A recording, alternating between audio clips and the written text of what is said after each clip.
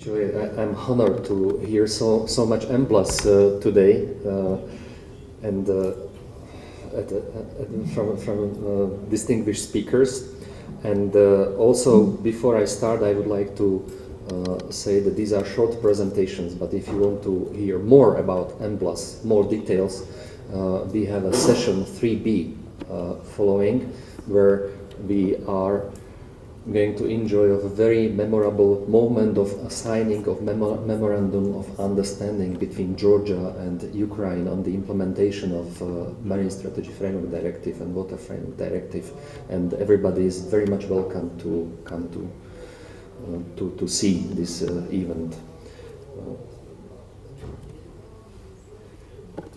So much EMBLAS, so I feel it's my duty to say what is the project about.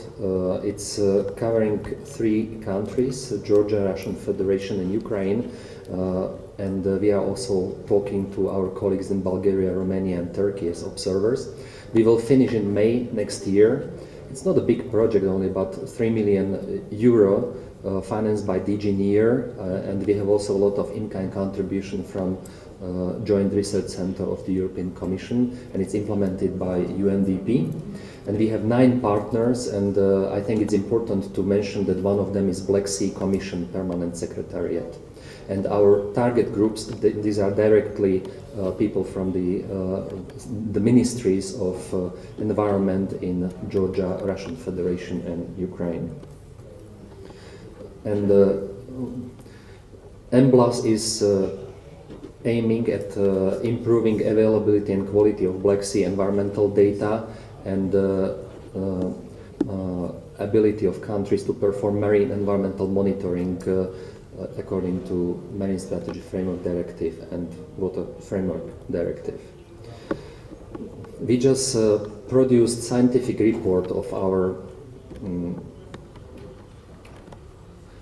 activities recently. It's 500 pages, so I don't know exactly how to focus it into one slide. So I'm just highlighting some of the things which I personally consider very important.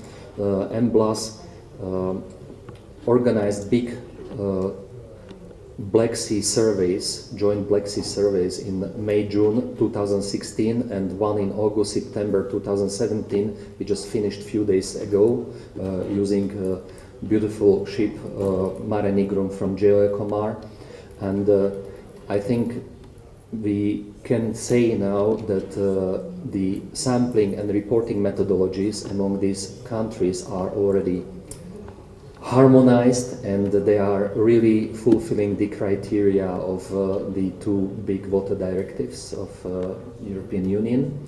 Very importantly, we managed to delineate coastal water bodies in Ukraine and Georgia, and we are starting to talk about the establishment of national monitoring schemes which are complying with EU legislation. You may say, so what? There is no legislation in these countries. So all of this is done kind of ahead before the legislation is actually adopted at the national level.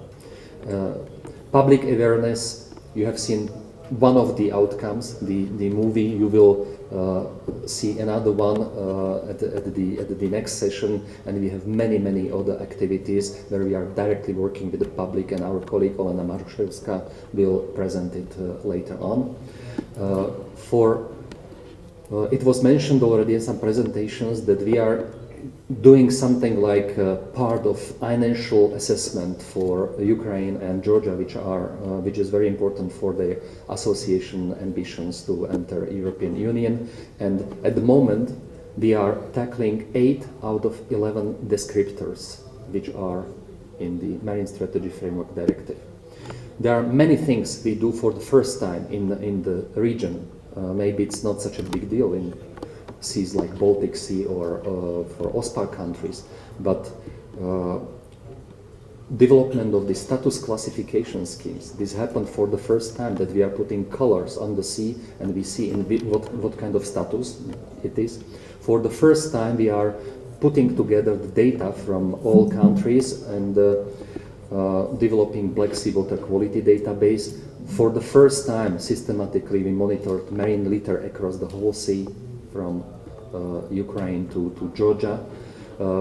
We did very special bacterial DNA. Would you believe that in the depth up to 2,000 meters, it's not dead in the hydrogen sulfide zone? It's a lot of life there, a lot of bacteria. It was nice to see.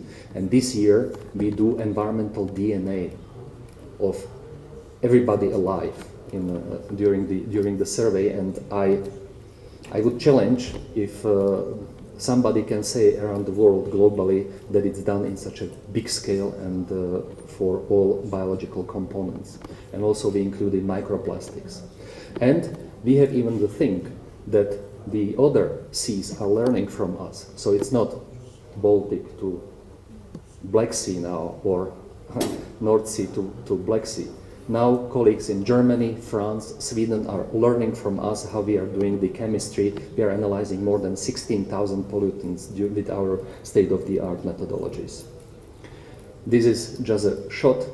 If we take 68,000 of the REACH chemicals, there are sub-selection of them on the left side. On the bottom are all the samples we took in 2016 from the sea. And if you see the green spot, the chemical was there in biota, in water, in sediments, and like this we have a beautiful picture of what's going on in the sea. And take home message, it's nice what we are doing, but it's still EU money. We need capacity building in the countries. Everybody should know that to establish one laboratory which can do all this job, it's about 1.3 million euro.